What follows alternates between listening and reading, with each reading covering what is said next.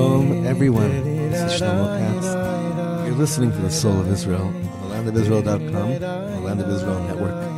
Good morning, good afternoon, good evening, good and everything. Shalom Aleichem. My brother, who I haven't been with in quite a long time because you're serving in the Israeli Defense Forces, Rabbi Abramowitz. Yeah, it's great to be back. For the beginning, the first week I was in the Army, we were at this base in the south where we had reception, and I was listening to the B'nai Machshava Tova, and it was strengthening me, and it was awesome, and it was wonderful.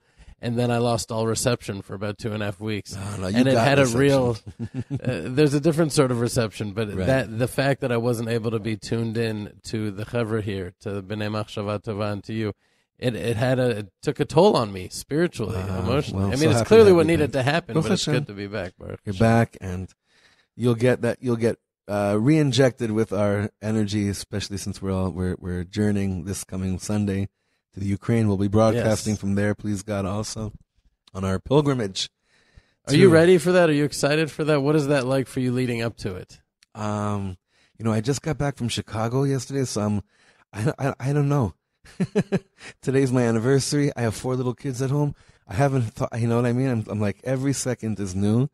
And I, even though I've done some prep in terms of just preparing texts and stuff, usually it just hits me when I'm alone as a Kohen that I cannot go inside the cemeteries to some of the great tzaddikim, and I have some words alone. It really hits me then. So, but I'm very thankful that we have 28 brothers, mamash, 28 brothers heading out this coming Sunday and we'll discuss this more next week, but to find something that they weren't even looking for. But that's just a segue to exactly what we're talking about this parsha. The Yaakov Avinu found something that he wasn't even looking for per se. Friends, if we had to pinpoint what is our generation lacking, what would you say? Take a second for a second. Let's take a second. What would you say? What's that thing that we just don't have? Ari, you want to give it a shot?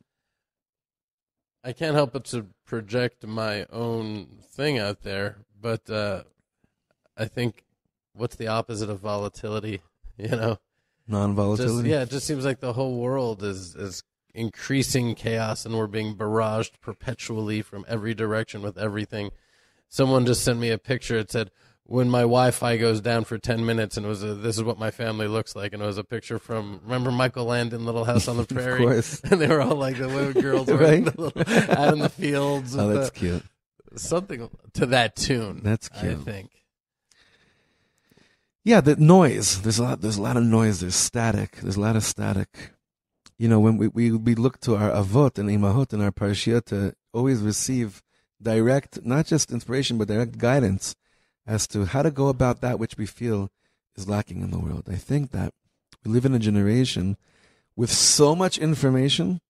I mean, literally, you could know anything you need to know in a second. Like last night, my daughter was reading a book in English, and she came up to me, she said, Abba, what does this word mean? And I didn't know. I was like, and I was so happy to say, I don't know. Let's look at it. Let's figure it out together. In 5 seconds with Google, I understood a word that I didn't know a second before. So you'd think with all the knowledge and information that you have, that would make things calmer. Because usually static and noise are a result of unclarity. But we see the exact opposite happening. There's such a barrage, there's an influx of info. There's so much knowledge, per se, coming into the world, and what's coming about it? So let's hold on to that for a second, and now go back to Avram, Yitzchak, and Yaakov. Avram comes to Har HaMoriah. He calls it a mountain, the place of the Beis HaMikdash. And that was against the first Beis HaMikdash. Avram called it a mountain. Yitzchak comes and he calls the place of the temple a field, Sadeh. That was corresponding to the second Beis HaMikdash. What is Yaakov Avinu, how does he reference the third Beis HaMikdash? The Gemara says, Bait, a house. But in my holy chutzpah, I want to say something a little bit different. I think Yaakov Avinu has a different name for the third Beis HaMikdash. And that name is called Va'anochi lo yadati. I think that's the name of the third Beis Hamikdash. Wow. I didn't realize how holy you were. Wait, let's just translate that. Va'anochi lo yadati means, and behold, I just didn't know. And what does it mean I didn't know? It means that I think that knowledge and adding info is the way to go about things in this world. That's how I will solve things. That's how I'll solve people. That's how I'll solve myself. I don't leave any room anymore for mystery, for the place of I don't know. Because really, emunah, truly believing in God, starts from the place of I don't know. Because if you know everything and you understand how everything works, what room is there really essentially for HaKadosh Baruch Hu, for the master of the world in your heart? Here Jacob comes to a place and it blows his mind so much, the emotions and the sensing that he received in his dream. He doesn't wake up and say, now I know how great God is. He says, oh my God, God is in this place and I didn't even know. Va'anochi lo yadati. But you know what, Ari? It takes so much guts to stand up and say, despite all the knowledge that I've accumulated, and despite all the info that I've taken, I still, mamish, have no idea what this world is about.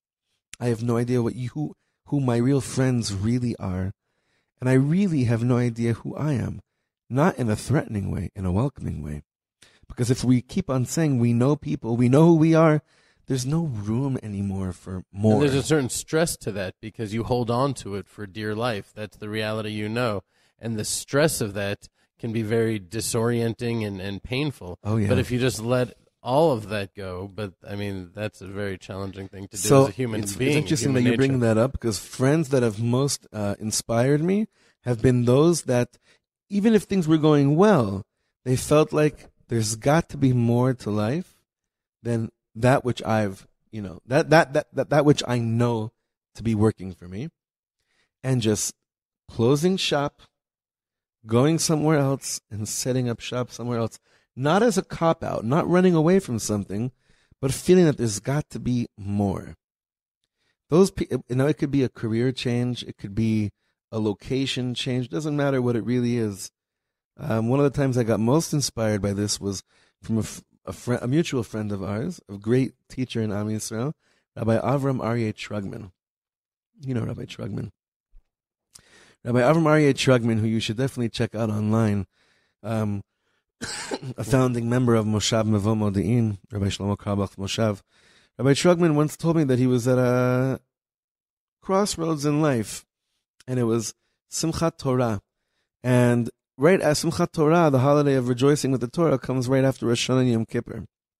And in Rosh Hashanah and Yom Kippur, there's a statement that we say, Tole Eretz al Blima, which literally means the whole world is like suspended on nothingness. Correct. Just floating in space. Which means what? That you can choose right now where you want to be in that float. Oh, I never really thought of that. Well, that's how he explained it to me. Meaning, if it's Tole Eretz al Blima, you can right now choose to say, okay, nothing's set in stone. If it's about me being close to God, I got to be moving all the time. So Yaakov, but you have to be so open to come to the place of saying, perhaps everything I thought to be absolutely the way, maybe it was the way. We're not talking about, God forbid, against the Torah, just within the Torah, the way to do things. To be open enough to say, Va'anochi lo yadati. If all the people of the world came together and said, I always thought my way was the best way, because that's why I chose to embark upon it. But Va'anochi lo yadati, I really don't know. Maybe then, the third Beit HaMikdash, which is what Yaakov Avinu is coming to bring us, would happen. Because the more knowledge, the people, I know this to be true, I know that to be true, I know this is the way, it hasn't led to anything. But if I have enough guts in my kishkas, and I know that I can say, Ribono Shleilam, I thought I knew the way, and maybe it still is the way. But Gewalt, what do I really know? That's the third Beis HaMikdash. It's called Va'anochi lo yadati. Threatening, huh? Because it means you got to rid yourself of all the, preconceived notions. Yeah, which dictate to us so much of the way we act, judge, live, celebrate, mourn. It's the way Hashem is asking us to overcome the very nature He created us with. Right. And I think that you also receive a little bit of a revelation of what Jacob received in that dream when you come to that realization, where it says, Vehine Hashem nitzav alav. God is standing like a monument upon the person who's always open to realize that things can be deeper. Things can be more. I was actually just thinking about that last night. I was on Facebook. Okay, I'm sorry, guilty. But I was watching Shmuley Boteach in New York. The anti-idea of protest. You were there too. I was. The anti-idea of protest, the vehemence and the vitriol and the anger that they were, and I was feeling very charged because in my mind I'm picturing having just been in the army Right. and with these tzaddikim. My unit is just full of tzaddikim that are either deeply studying Torah or on the surface they would consider themselves secular, but they're the holiest. Right. You know how it is. And I'm just like, how could you be against? I was angry, and I was like, man, I just have to not know. Exactly, because what happens with your knowing? Where do you end up with your knowing? Right, it wasn't bringing me to a good place. Where does it bring us? But think about all the knowings that have, the conviction, the knowings. Where has it brought us to? I think the place of not knowing is what we're all really yearn to be vulnerable enough and yet feel safe enough to go there. So I don't think we can overcome our nature and not. We can change knowing to thinking. I don't know. We can't stop at thinking. I can still have my feelings about things, but it has to be tempered. It has to be dampened with lo yodeh. Right. Lo yodeh. I think that's where Reb Shlomo Karbach began every single segment of his by saying 2 words, everybody knows, and he ended off by saying 3 words, you never know. I love that. So where does that come from? Is that the goal, we start off with a place of, I know, but if you go through life, you go through the story, you go through the journey, you never know. That's Yaakov Avinu. That's Vanochi lo yadati. That's the 3rd Beis HaMikdash that we come in contact with this Shabbos. So I bless you and I and all our listeners to have enough guts to go to that place and to remember that in that place you truly begin to meet yourself, because you begin to meet the dreams of more that Hashem has in store for you, which is what we all want to believe, that there's more. It's not just, this can't be all it. There's got to be more. And there is, Bezrat Hashem. Azamra le'elokai. When do I start really singing to Hashem? Be'odi. With the od, with the more that Hashem has in store for me. Beautiful. But we don't know what Hashem has in store for us. Vanochi lo yadati. Anyway, have a beautiful Shabbos. Sweetest friends, please reach out. Continue reaching out. I don't know if you saw, Ari, there were a few emails came in this week from last week's segment that I did with Jeremy about being unworthy. It's beautiful stuff.